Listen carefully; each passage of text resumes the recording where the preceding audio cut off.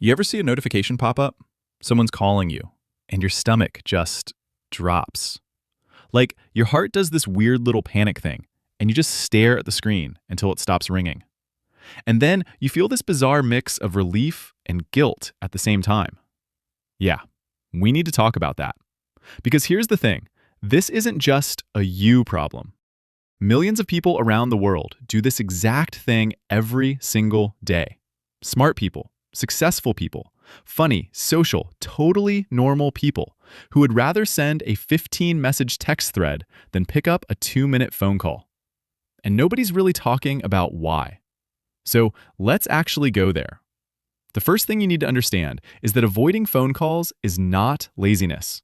It's not rudeness, and it's definitely not you being antisocial.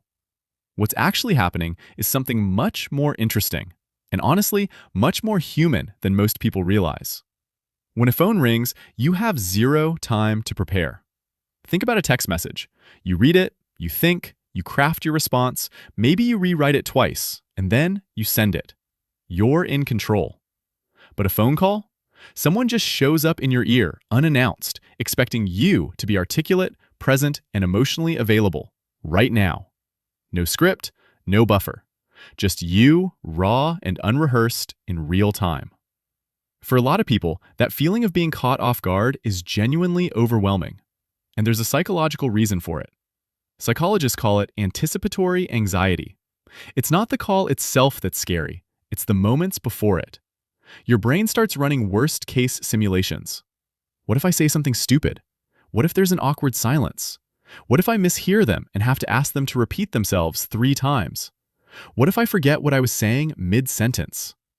Your mind is already exhausted before the conversation even starts. And here's what makes it worse. On a phone call, you can't see the other person's face. You can't read their expression. You don't know if they're smiling or annoyed or distracted. You're operating completely blind, relying only on tone of voice, which, honestly, is really hard to decode when you're already anxious. So your brain fills in the gaps, and the gaps are never filled with good things. Your brain fills them with worst-case scenarios. That's just what anxious brains do. Now, some of you might be thinking, okay, but this sounds like social anxiety. And yes, for some people, it absolutely overlaps with social anxiety. But here's where it gets interesting. Phone call avoidance affects people who are completely confident in face-to-face conversations. People who can walk into a room full of strangers and work it. People who give presentations, lead meetings, perform on stage, and still feel a cold dread when their phone rings with an unknown number. Why? Because the rules are different on a phone call. In person, you have body language, eye contact, facial expressions, a whole communication ecosystem working in your favor. On the phone, that's all gone. And for people who naturally rely on nonverbal cues to feel safe and connected in conversation, the phone feels like being asked to drive with a blindfold on. There's also something called telephone voice anxiety. This idea that your actual voice sounds different on the phone, more exposed, more vulnerable. Some people genuinely hate the sound of their own voice played back, and phone calls trigger that self-consciousness in a deep way. You become hyper-aware of every and every pause, and that self-monitoring takes up mental bandwidth that you'd normally use to just talk naturally. And then there's the generation factor. Let's be real. If you grew up texting, if your entire social life was built around asynchronous communication, messages, comments, captions, then the phone call is actually a foreign format for you.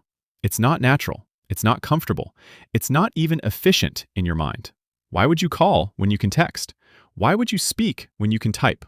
This isn't weakness. It's just a communication preference shaped by your entire upbringing and environment.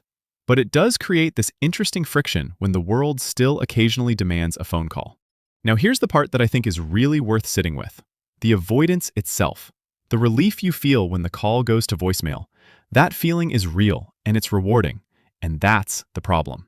Every time you avoid the call and feel better, your brain logs that as avoidance works. Avoidance equals relief. And it gets a tiny bit harder to pick up next time. It becomes a loop, a very comfortable, very counterproductive loop. Psychologists who study anxiety talk about this constantly. Avoidance is the thing that keeps anxiety alive. Because you never get to prove to yourself that the call would have been fine. You never collect the evidence that contradicts the fear. So the fear just sits there, unchallenged, growing a little bigger every time you let it win. And socially, the cost adds up quietly. People start seeing you as hard to reach. Opportunities get missed because someone couldn't get through to you. Relationships get a little more distant, not because anyone is angry, but because connection requires contact, and contact feels like too much.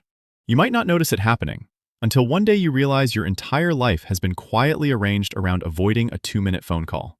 That's a lot of life to give up for something that, honestly, almost never goes as badly as you imagined. Here's what research actually shows.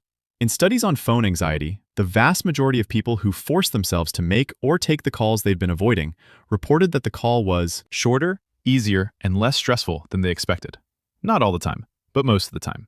The anticipation is almost always worse than the reality. The brain is a very convincing liar. And this is where I want to talk about what actually helps. Not in a here are 5 tips kind of way, but just honestly. The first thing is naming it. Just acknowledging, okay, I have some anxiety around phone calls, and that is a legitimate psychological response, not a character flaw. Something about naming it correctly takes away a little of its power. You stop fighting yourself and start understanding yourself. The second thing is exposure, gradual, low-stakes exposure. Not throwing yourself into a cold call situation, but maybe calling a coffee shop to ask about their hours instead of checking online. Or calling a friend you're completely comfortable with, just to chat, no agenda. You're essentially teaching your nervous system, phones are safe, I can do this. And every time you do it, the loop starts going in a different direction. Avoidance equals temporary relief, but long-term anxiety. Engagement equals momentary discomfort, but long-term freedom. The third thing, and this one's underrated, is giving yourself a small script. Not for every call, but for the ones that feel high stakes. Just a few bullet points. The main thing you need to say. A sentence to open with. It sounds almost too simple, but having that tiny anchor reduces the fear of going blank, which is one of the biggest triggers for phone anxiety. And finally, and this matters, stop judging yourself for it. You are not broken. You are not immature. You are not bad at adulting. You are a person navigating communication in a world that is genuinely changing the way humans talk to each other. The discomfort is real. The anxiety is real. And you are allowed to work on it at your own pace, with patience and without shame. Because here's the truth. The people who avoid phone calls are often incredibly thoughtful communicators. They care about saying the right thing. They care about how they come across. They care about the other person's experience of the conversation. That's not a flaw. That's actually a kind of sensitivity that, when channeled differently, makes someone a wonderful person to talk to. The phone just hasn't felt safe enough to let that come through. And maybe, just maybe, that can change. Not overnight, not perfectly, but a little at a time.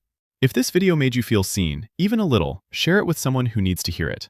Not as a joke, not as a LOL, this is so you moment, but genuinely, because someone in your life might be silently dealing with this and not have the words for it yet. And if you want more videos like this, real psychology, real conversations, no fluff, subscribe. Because I make these for the people who are actually trying to understand themselves better. That's who this channel is for, and I'll see you in the next one.